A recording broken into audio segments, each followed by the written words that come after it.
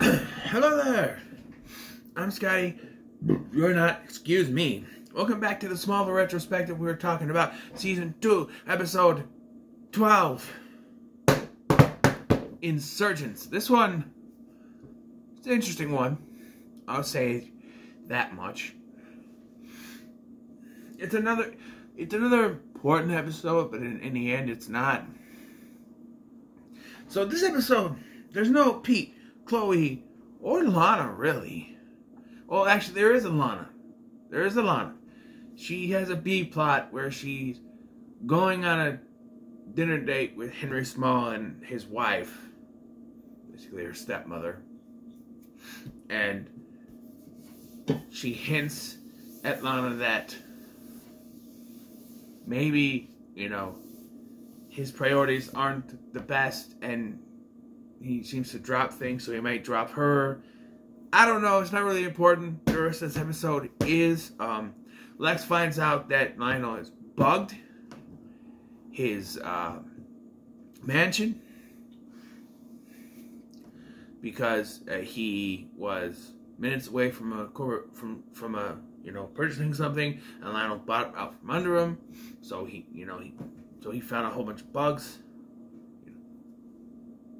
microphones, corporate espionage, corporate espionage. If I can speak freaking English, corporate espionage.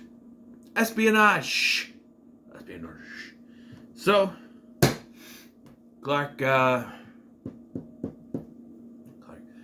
So Lex decides he's going to do the same thing to Lionel and plant bugs in his office at Luthor Corp. However, the group planting the bugs have other plans. That's what it is.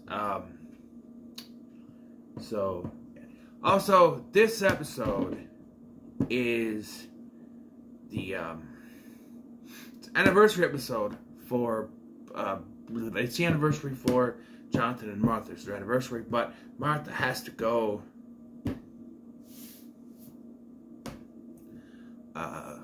on a date. Not a date.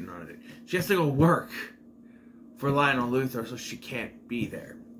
Okay, so there's this scene where Lex shows up and offers, because he's like, oh, hey, I can do one better. He shows up with a helicopter ride and a dinner in Metropolis. And again, Jonathan, goes off on him. The Luthors have done enough to this family, thank you. Or something like that. He didn't sound as weird as that, but yeah. And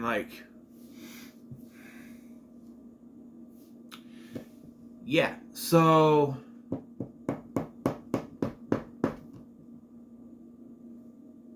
my neck just cracked. You hear that? My neck just cracked. But eventually he does have to take the helicopter because he finds out something's going on. So these people hired by Lex to bug the place, except for one of them, the Asian guy, they decide, oh, we're going to rob this guy's vault. And they're surprised when they don't find millions of dollars in there. Let me ask you something. Okay. Who would keep all their money in the safe in their office? I mean, they're expecting hundreds of thousands, maybe millions of dollars in an office safe. An office safe is not to put your money in. It's to put valuables, documents, stuff like that, which is what is in there. When they open it, they find documents, files, one of which has Clark's name on it. Blocks of refined kryptonite. For some reason. There's no way he could know about Clark. That's probably one of the most outlandish things, that he would have refined kryptonite. The only thing I can think of is because he's studying the effects of meteor rock on people, so he's got that there to do the experiments, And the octagonal disk key for the spaceship.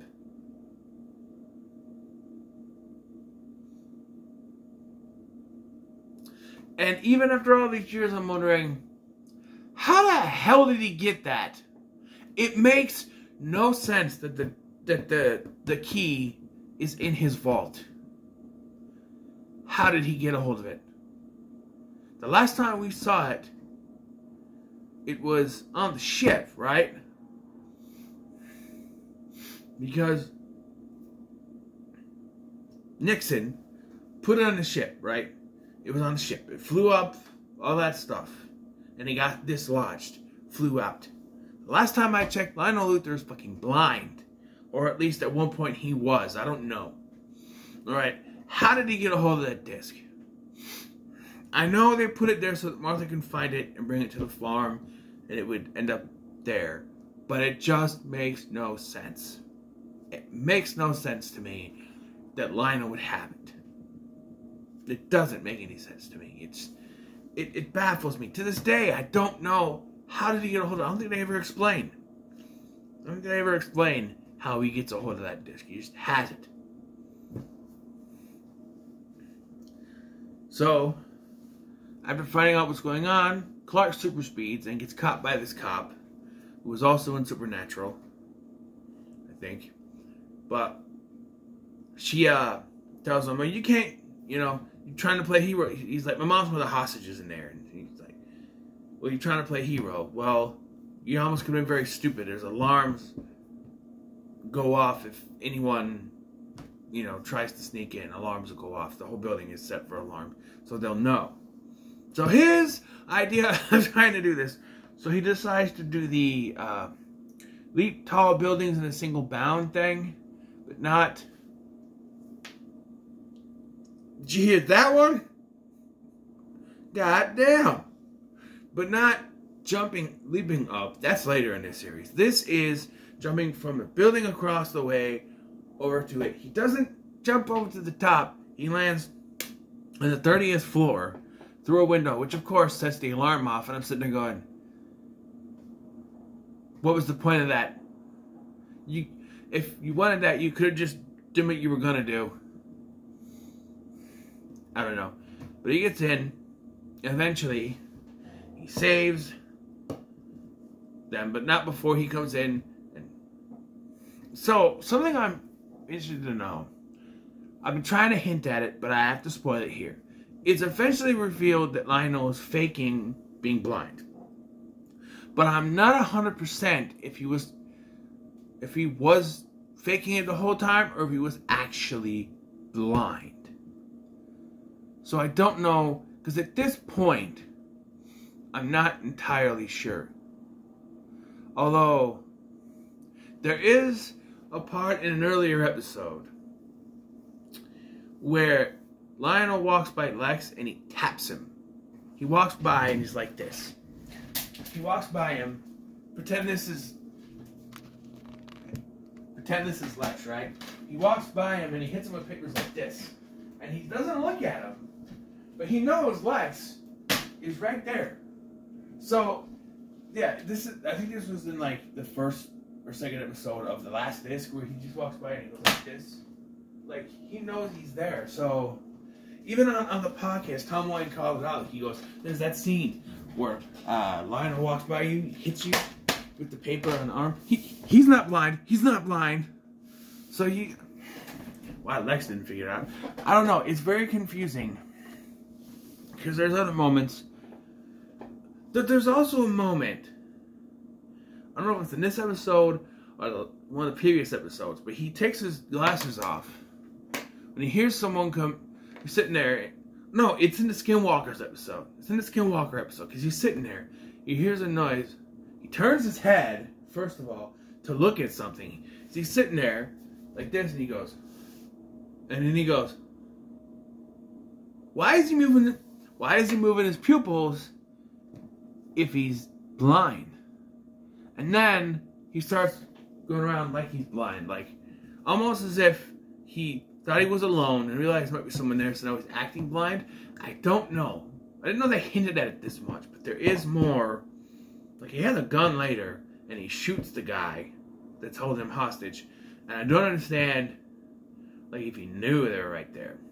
But, yeah, Clark breaks in, and of course, kryptonite affects him.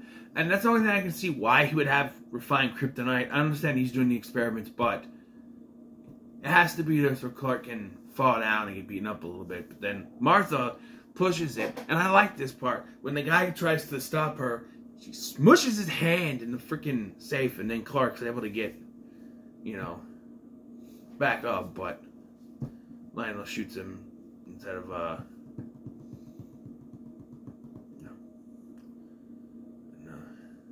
yeah, there's a lovely reunion between husband and wife downstairs, but there was a moment that I really rolled my eyes at Lex. So Lex is obviously trying to talk them out of it. He's in his office at first, and he's on the phone, and he's got a voice modulator so they don't know it's him. It's on a little flippy phone talking to them. And then Jonathan walks in, alright? But now they're in the middle of freaking Metropolis. He's walking around all these people, talking to them on this little flippy phone. And of course, after he hangs up, Jonathan overheard him. And he's like, if I find out you have anything to do with this. You know, like, but it's never... Battery thing fell off. Excuse me. But that never comes out in this episode. I don't think. So, yeah. But at the end, Martha says she wants to quit. But Jonathan suggests that they play the Luther game and have her keep spying on Lionel. She has Clark burn the files. And then,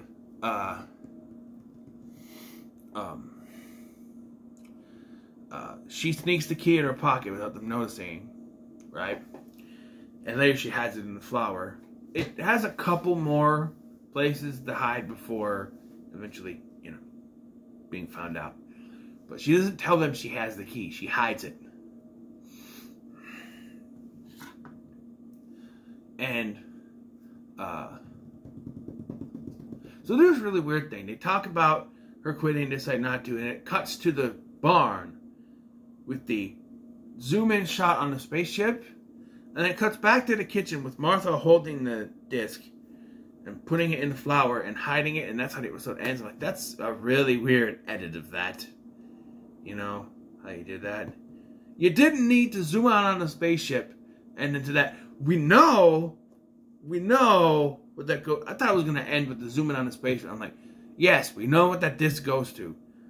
It would have been worse if they had showed her hiding it and then cut to the spaceship and then showed the end. I'm like, yes, we know what it goes to. But I don't know. It's very weird that they even showed the spaceship to begin with. I don't know. But, yeah. Of note, one of the guys that is holding them hostage is Major Davis from Stargate SG-1. Later, actually... Major Davis?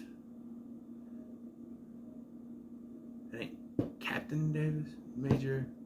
No, it was Major... Colonel Davis later, I think it is. I think he becomes a colonel. Lieutenant Colonel Davis? I know he gets a promotion at some point. I don't know. I'm not a military person. I don't know. Shit. Okay? But, yeah. Like I said, there's no Chloe, there's no Pete. There's a little thing with Lana, but that's really a small part of this episode. Like, very small.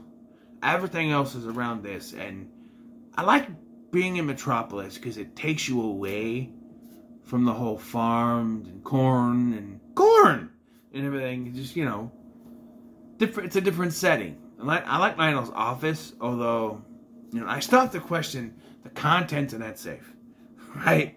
Like, I understand there's not gonna be money in it, and you would probably put that disc in there. I don't know how he got it, like I said. And then the kryptonite, or the meteor rock, because they still don't know what it is yet, the meteor rock. And it's like, the only thing I can think of is they use it for experiments, because they can't know that it affects Clark yet. Although if he's faking it here, then he would know about Clark being... I don't know, it's very weird.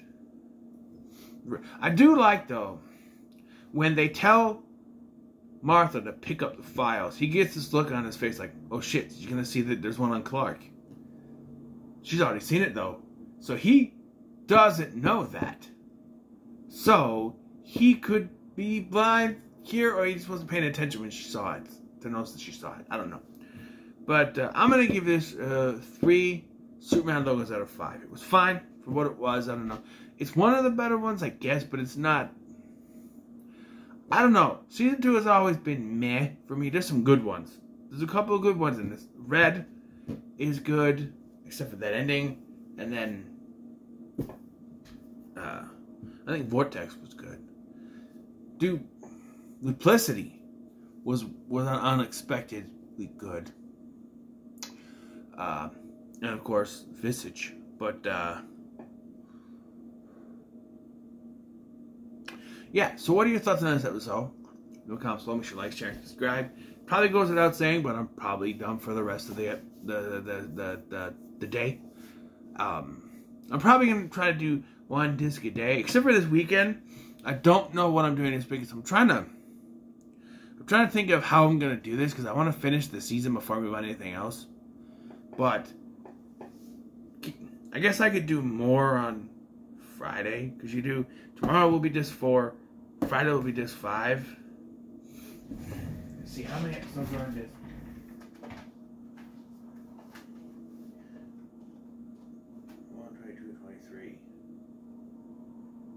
3 episodes. I mean, Friday is Friday. I don't have to really have a limit. I try to limit myself so I can still watch the episodes. So I'm going to do not the episodes. You know what I mean? The podcast episodes. But there's 13, 14, 15, 16, 17, 18, 19, 20, and yeah, there's 3 episodes on the last disc. So yeah, but so thank you for watching. I've been Scotty, and I'll see you in the next one.